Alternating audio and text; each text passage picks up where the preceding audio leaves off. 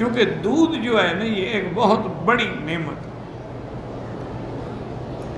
ایک حدیث مبارک میں آتا ہے کہ 3 چیزیں ہیں جن کو کبھی رد نہیں کرنا چاہیے اگر کوئی ہدیہ پیش کرے: الطیب واللبن، اور ایک روایت میں آیا ہے کہ والمخدہ، کوئی تکیہ پیش کرے۔ اسی لیے صحیح حدیث مبارک میں ہے کہ میرے آقا جب حج میں تشریف لائے اور آپ جبل رحمت کے دامن میں جو کالے کالے پتھر پڑے ہیں، یہی اسی جگہ حضور اپنی اونٹنی پہ تھے۔ اونٹنی کا نام قصوہ تھا۔ قصوہ کہتے ہیں جس کا کان کٹے ہوئے، وہ کان کٹے ہوئے نہیں تھے، بس نام ہی قصوہ تھا۔ اب مسئلہ یہ تھا، اور صحابہ ادب سے پوچھتے نہیں تھے کہ بھی عرفات کے روزے کا جو حکم ہے اس کی بڑی فضیلت ہے کہ اگر عرفات کا روزہ اگر رکھے آدمی کوئی 9 ذی الحجہ کو، یوم الوقوف کو، تو 1 سال گزشتہ کے گناہ بھی معاف ہو جاتے ہیں، 1 سال آنے والے گناہ بھی معاف ہو جاتے ہیں۔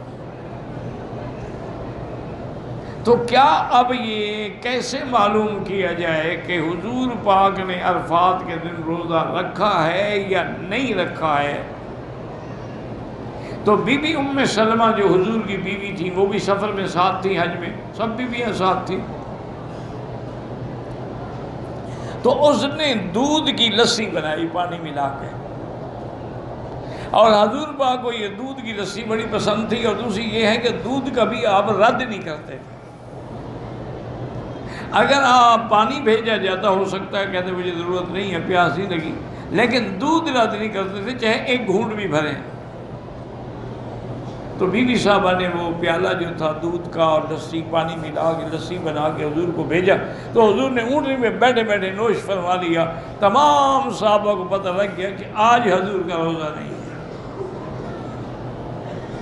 اسی لیے فقہا نے یہ مسئلہ استنباط کیا ہے، یاد رکھو، فقہا قرآن و حدیث سے مسائل کو نکال کے ہمارے لیے پیش کرتے ہیں۔ انہوں نے کہا کہ اگر کوئی آدمی حج پہ ہے تو وہ روزہ نہ رکھے، اور اگر حج پہ نہیں ہے، مکہ مدینے میں ہے، اپنے ملک میں ہے، تو پھر اس دن کا روزہ رکھنا جو ہے اس کے لیے بہت بڑی فضیلت ہے۔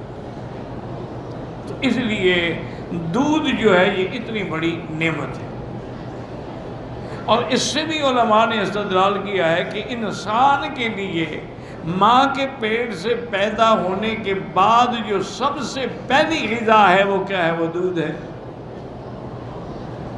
اگر اس کے علاوہ بچے کے لیے کوئی اور چیز مفید ہو سکتی تو اللہ کر سکتے تھے، اللہ کے آگے کیا مشکل ہے، لیکن اللہ تبارک و تعالی نے اس کے لیے بھی دودھ رکھا ہے۔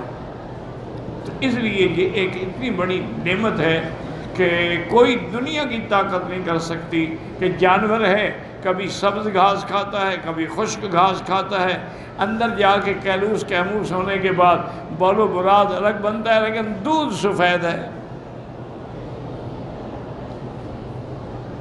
اس کے بعد اللہ نے فرمایا کہ میری اور نعمتوں پہ غور کریں کہ میں نے تمہارے لیے جو پھل پیدا کیے ہیں اس میں کھجور بھی ہے، انگور بھی ہے،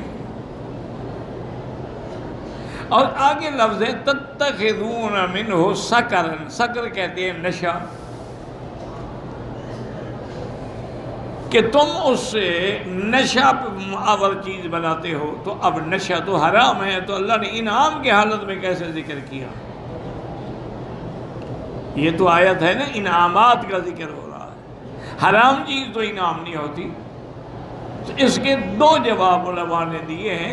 انہوں نے فرمایا کہ یا تو یہ آیت مبارک جو ہے حرمت خمر سے، شراب کے حرام ہونے سے پہلے کی ہے، جب شراب حرام نہیں تھا تو صحابہ بھی پیتے تھے، اس لیے اس وقت کے ساتھ اس کا تھا۔